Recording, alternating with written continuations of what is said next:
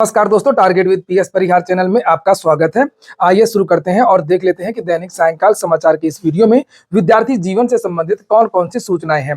तो वीडियो को जल्दी से लाइक कर दें, शेयर कर दें। जिन छात्रों ने चैनल को अभी भी सब्सक्राइब न किया हो तो जल्दी से सब्सक्राइब कर लें ताकि आप लोगों को इसी प्रकार की ऑथेंटिक अपडेट्स सबसे पहले मिलती रहे। चलिए शुरू करते हैं। बात कर लेते हैं सबसे पहले एलटी ग्रेड शिक्षक भर्ती की, और उसके बाद में हम लोग बात करेंगे यूपी ट्रिपल एससी की भर्तियों की और होमगार्ड भर्ती की भी। एलटी ग्रेड शिक्षक भर्ती में जैसा कि मैंने बताया था कि बहुत सारे कोर्ट केस चल रहे हैं और धीरे धीरे एक एक करके केस खुल रहे हैं। अभी कुछ दिन पहले एलटी ग्रेड में एक उम्र सीमा में छूट को लेकर के एक आदेश हुआ था, और जिसमें यह कहा गया था कि सरकार सहानुभूति पूर्वक इन विद्यार्थियों पर विचार करे, क्योंकि कई साल बाद ये वैकेंसी आई है, लगभग 7-8 साल बाद, और उत्तर प्रदेश में कोई इस तरीके की शिक्षक भर्ती काफी दिनों से आई नहीं है।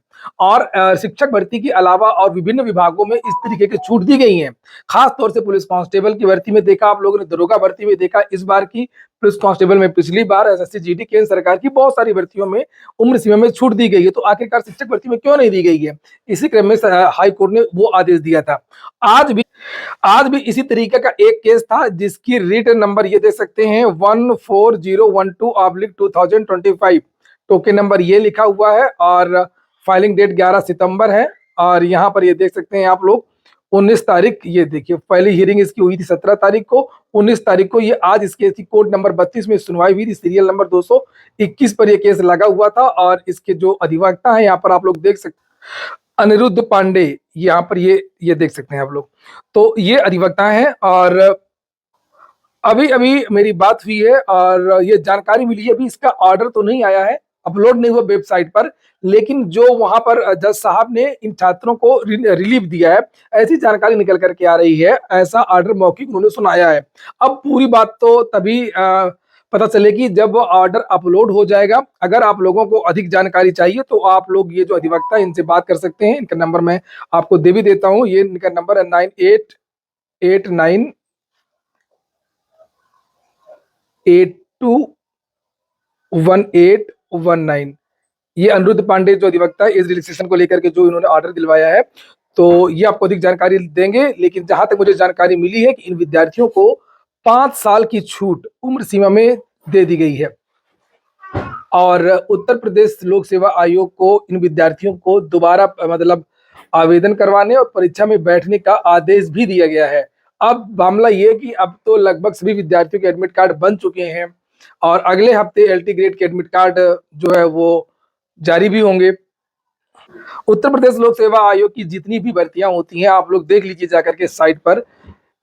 सबके जो एडमिट कार्ड हैं लगभग 10 या 12 दिन पहले उत्तर प्रदेश लोक सेवा आयोग जारी कर देता है। आप देख लीजिए जाकर के 30 सितंबर को एडमिट कार्ड जारी हुए थे, जब 12 अक्टूबर को पीसीएस की परीक्षा होनी थी, तो लगभग 10-12 दिन पहले।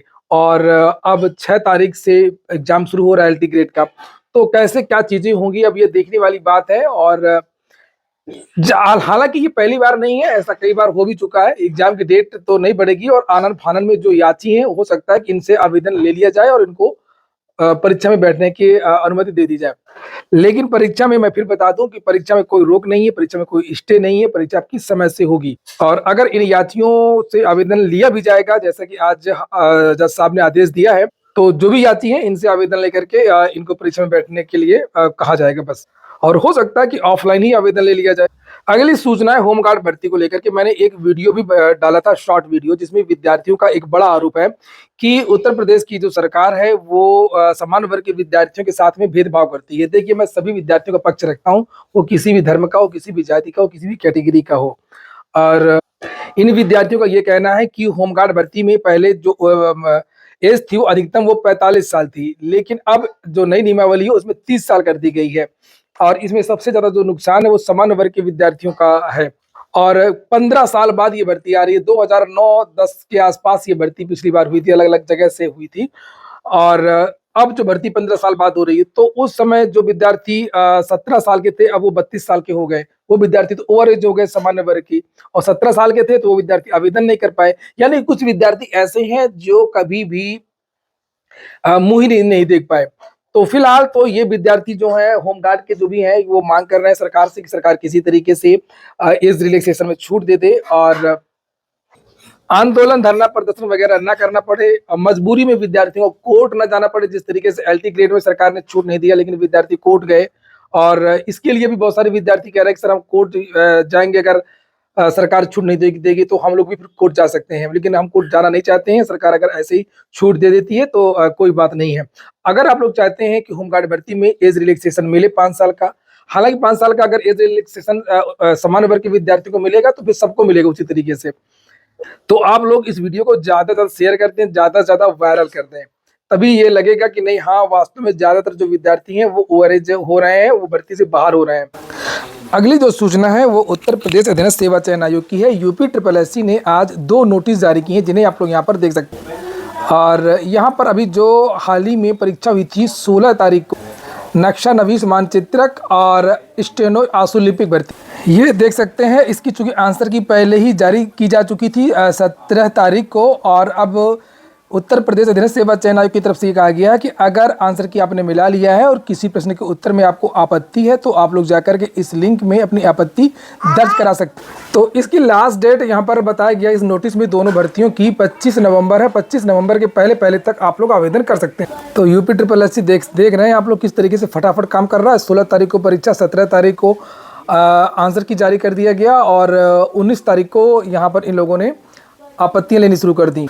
अगली जो सूचना है वो रेलवे भर्ती की है। यहाँ पर देख सकते हैं ग्रेजुएट लेवल की एक वैकेंसी आई थी NTPC की, जिसकी लास्ट डेट थी 20 तारीख और इसकी जो लास्ट डेट वो बढ़ा दी गई है। अब विद्यार्थी 27 नवंबर तक आवेदन कर सकते हैं। सारी तारीखों की जो डेट वो बढ़ा दी गई है। चाहे फीस जमा करने की डेट हो वो 22 तारीख थी पहले, अब 29 तारीख। वैसे जिन विद्यार्थियों को न पता उनको मैं बता दूं कि रेलवे से इस समय कई भर्तियां चल रही हैं। जेई की वैकेंसी चल रही है, ग्रेजुएट लेवल की वैकेंसी चल रही है, अंडर ग्रेजुएट की भर्ती चल रही है। और यहाँ पर जो भर्ती ग्रेजुएट लेवल है जिसकी लास्ट डेट बढ़ाई गई है उसमें विभिन्न प्रकार के पद हैं, जैसे सुपरवाइजर का पद है और सीनियर क्लर्क कम टाइपिस्ट का पद है, जूनियर अकाउंट्स असिस्टेंट कम टाइपिस्ट का पद है, सीनियर क्लर्क कम टाइपिस्ट का पद है, स्टेशन मास्टर का पद है, goods train manager, traffic assistant और चीफ कमर्शियल कम टिकट। ये इसकी वेबसाइट है यहाँ पर और इसकी जो डेट है वो तो बढ़ी गई। अगली सूचना है उत्तर प्रदेश लोक सेवा आयोग की। उत्तर प्रदेश लोक सेवा आयोग ने आज 2 नोटिस जारी करी हैं। यहाँ पर एक देख सकते हैं ये संभावित साक्षात्कार की है, जो इस महीने साक्षात्कार होंगे अगले महीने। ये देख सकते हैं मत्स्य विभाग सहायक निदेशक मत्स्य के 7 पद हैं और इनका इंटरव्यू दिसंबर के प्रथम सप्ताह में होगा। उत्तर प्रदेश आयुष होम्योपैथी विभाग में रीडर सर्जरी का पद है 2, इनका भी साक्षात्कार दिसंबर के प्रथम सप्ताह में। एक और नोटिस है जिसे आप लोग यहाँ पर ये देख सकते हैं, ये कोई भर्ती थी प्रोफेसर निस्वा व कबालत, एक पद था और 4 विद्यार्थियों ने साक्षात्कार दिया था। इसमें खुर्शीद आलम का चयन हुआ है। तो ठीक है दोस्तों, ये हो गया आज का वीडियो आपको अच्छा लगा हो, आपके काम का हो तो लाइक अवश्य कर दें। जिन छात्रों ने चैनल को सब्सक्राइब न किया हो सब्सक्राइब कर लें। पूरा वीडियो सुनने के लिए बहुत बहुत धन्यवाद।